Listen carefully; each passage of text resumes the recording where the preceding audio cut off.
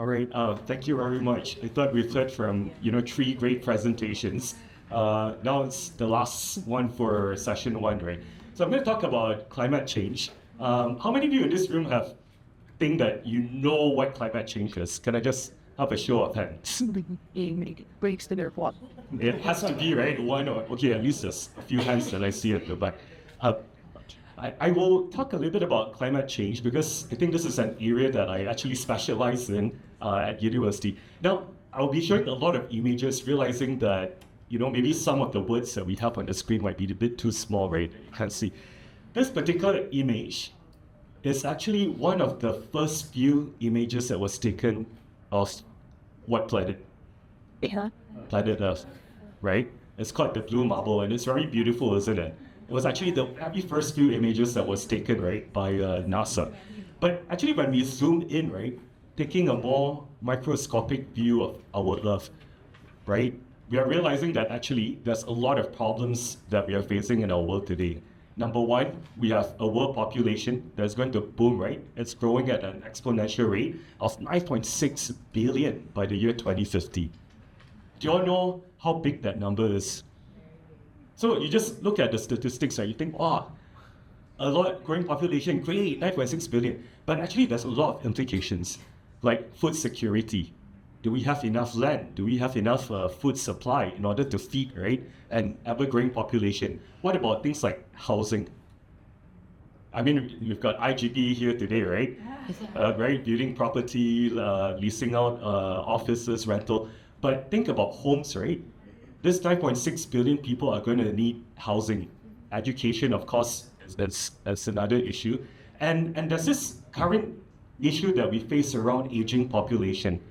So many of you do not realize, but actually by 2030, Malaysia in itself, right, will actually be what is considered an aging population. So meaning to say that on average, we would have doubled our population size, where I think at least 25 to 27% of them, right, would be age 60 and above.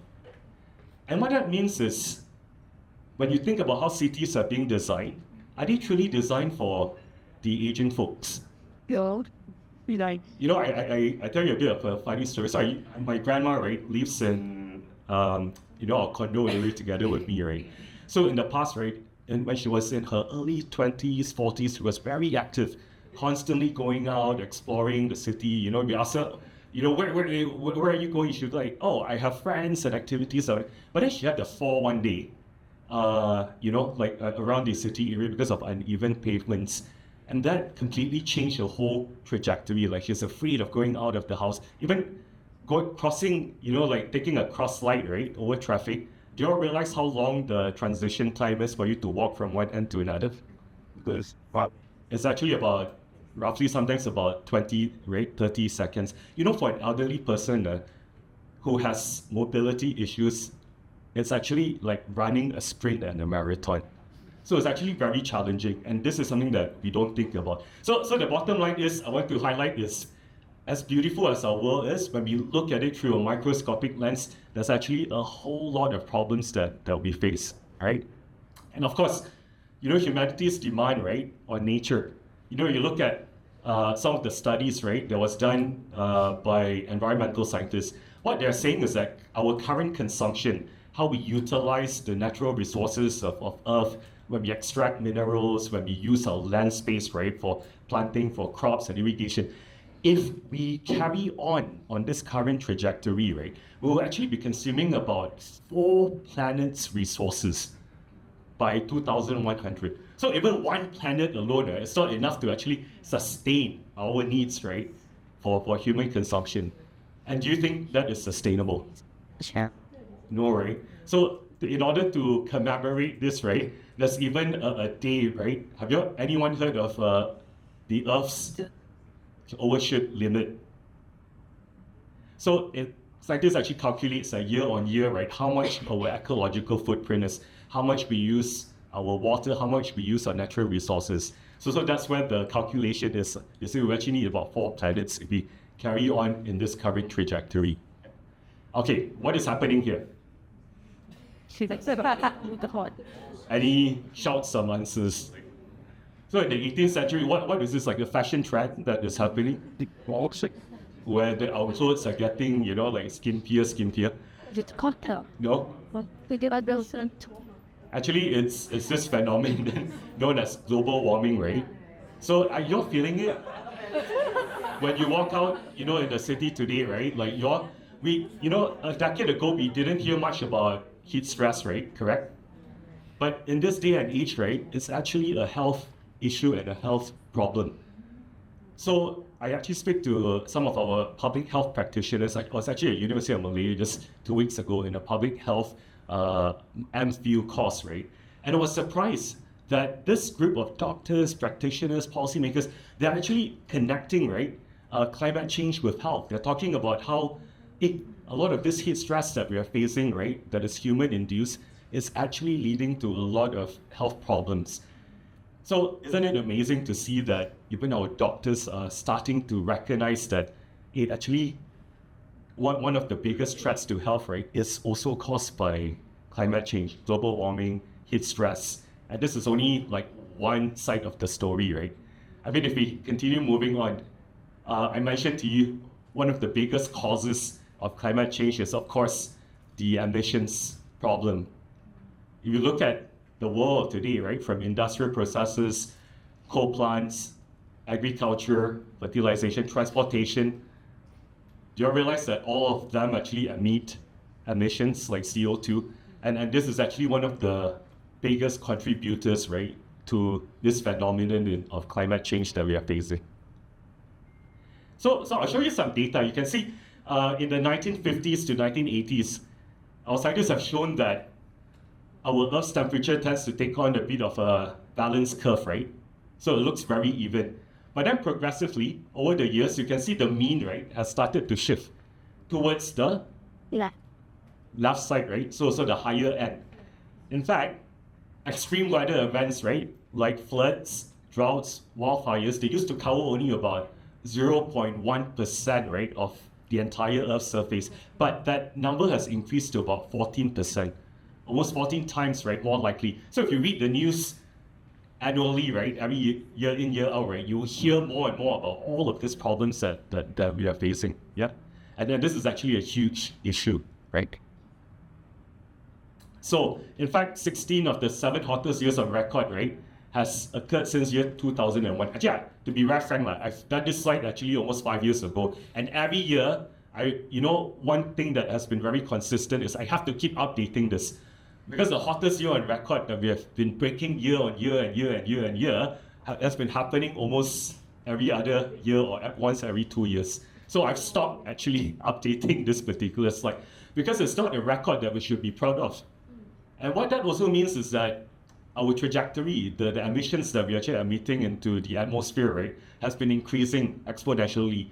The only year when it has actually dropped or declined, right, was which year, do you know? COVID, yes. And this was a year when what happened to humanity and mankind? We were actually, correct, locked down, right? We were not moving, we were not mobilizing. But then, is this the lifestyle, right, that we want to live with? No, right? So you imagine, with all that has been happening globally, the lockdown, we are only able to decrease, right, like less than 5% of global emissions. If we want to hit, you always see the magic number 1.5 degrees Celsius, you actually have to triple, quadruple the amount of emissions that, that's been declined, right, during the COVID period. Can we achieve that? And no. Okay, so the reality is this. 1.5 was a rate signal, right, that scientists have given, but we're actually about to miss this 1.5. With the current path that we are actually taking, we are more likely to achieve an increase in 4 degrees Celsius. And what does that mean? So 4 degrees to some of you, you're like, it's just 4, right? It's not even double digit. But if you think about your body temperature, right, what is a healthy body temperature? Okay. If you have been paying attention to your science teacher, so about 36.9 degrees Celsius, right? What happens if there's even like 1 degree Celsius of increase? you get fever, right? But you see 4 degrees, right, is going to spark so much issues. I think somebody spoke a little bit about water security, water bankruptcy, right? And that's going to be a real problem. Actually, because of the current heat stress that we've been facing, right, in the Selangor Dam, what they have been noticing is actually there's been a drop and decline in the water levels of the dam.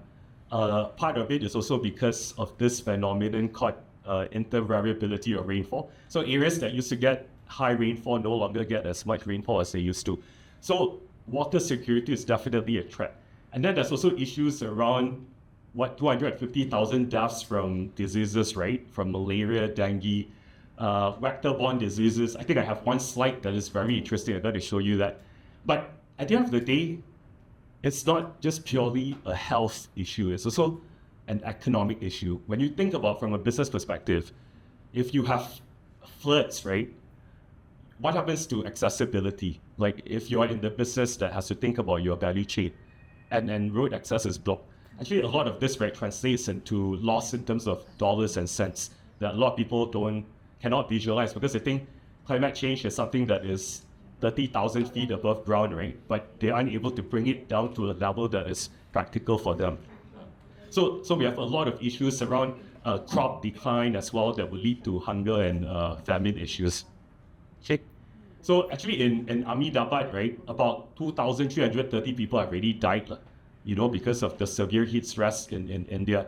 And our global systems, food supply, water, global health, are actually very interrelated to this issue of climate change, as I've mentioned before. Our cities, in the past when people talk about property, right, there are keywords, right, location. But what they mean by location back then, it's actually accessibility, convenience, correct? But now I'm sort of saying that maybe the conversation has flipped a little bit. People are actually seriously, right, worried that the property I'm buying, is it going to be flooded or not? If I'm driving back from the office, if it's going to be flooded, what's going to happen to my car, my transport, my assets? So conversation is also starting to shift, right, in the property space. And you can see a lot of top 10 cities are at risk, actually, of the rise in sea levels. So what that means is that we also need to have more innovation, right, on how we actually change. Yep. Yeah. And Malaysian cities also, we will not be spared. Actually, there's quite a number of research out there that says that some major cities will be underwater actually by 2050. So we have to focus right now, right, on our national adaptation plan, which NRES, our Ministry of Natural Resources and Environmental Sustainability, is currently working on. Yep. So yeah, I think you can just flash out. So I just want to say that there's a lot of commentary, right? This is not something that we just make up. Like it's backed by science, a lot of news that, like the floods that we are experiencing is actually very serious, right? And it's affecting economy, even our fish supply, right? Seafood stock, like ikan kembung, there's been death tolls in certain areas. The worst one was in 2021, December 2021, if you have been following the news. Okay, so this one is just to scare you a little bit, right? So the 1 degree Celsius of increase in temperature, right, actually will lead to about a decline in 4 main crop use, like corn, wheat, rice, and soy. And a lot of this, as I've mentioned, right, you saw the statistic around growing population, exponential. This 7 or 6%, right, might look very small, but actually is quite significant. It affects food security issues. Yeah.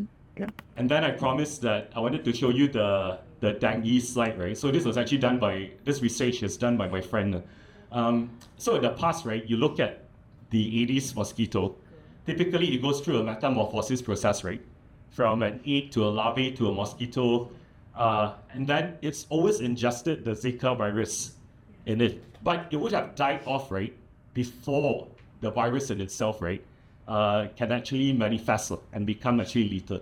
But under hotter temperatures and conditions, what we are now seeing is that the incubation of the Zika virus in these mosquitoes actually accelerates. So what happens then is the mosquito that was previously harmless, now when it bites you, it can actually be quite harmful. So it's become what we call a vector of disease. And imagine Malaysia, we are one of the 17 most mega biodiverse countries in the world. Do you have any idea, right, that we actually have a lot of species of insects, right, mammals? For a human being, we say, 1 degree Celsius increase, no problem, right? But in the animal kingdom, it's actually quite a serious problem. And you don't know, and we don't know what we don't know. Scientists are only, scratching what we call the tip of the iceberg in terms of understanding the severity of this. And the warning signs are already here. Some have said that, hey, we might actually be gunning or heading towards something more serious. But I don't want to say that, because I want to say that I want to end my conversation here by saying that, we know what the cost of carbon is, but the question that I want to throw back at all of you is, must we change, right? So maybe we can move on to a couple of quick slides. Obviously, the answer should be yes, right? So even things like installation of solar panels, right, actually it helps reduce emissions because it is actually one of the more effective way for us to transition, right, away from fossil fuels. And there's just a lot of things that we can do, right? So I want to show you very quickly that there are solutions at hand. You look at solar energy progress, right? In the year 2010, we anticipated that the market will only grow about 1 gigawatt per year by 2010, but we actually exceeded that by 17 times. So this speaks to actually, if human beings, we really put our effort and said, hey, we can actually make that change, right? We can actually do it.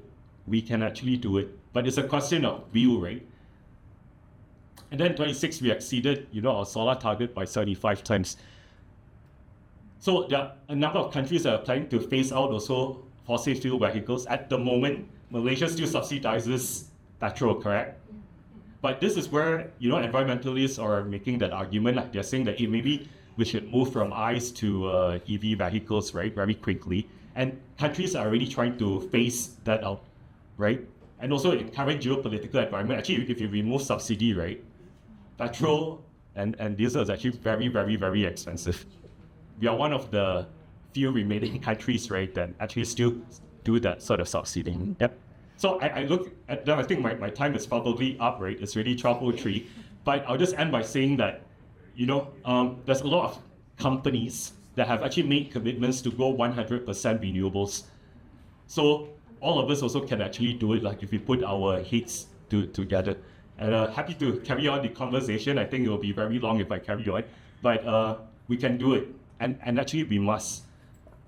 Because the world, if we hit 1.5 or the global temperature continues to increase up to 4, right, it will actually be a very, very scary world for us to live in. And that's not something that we can afford to gamble. Okay, so yeah, thank you very much.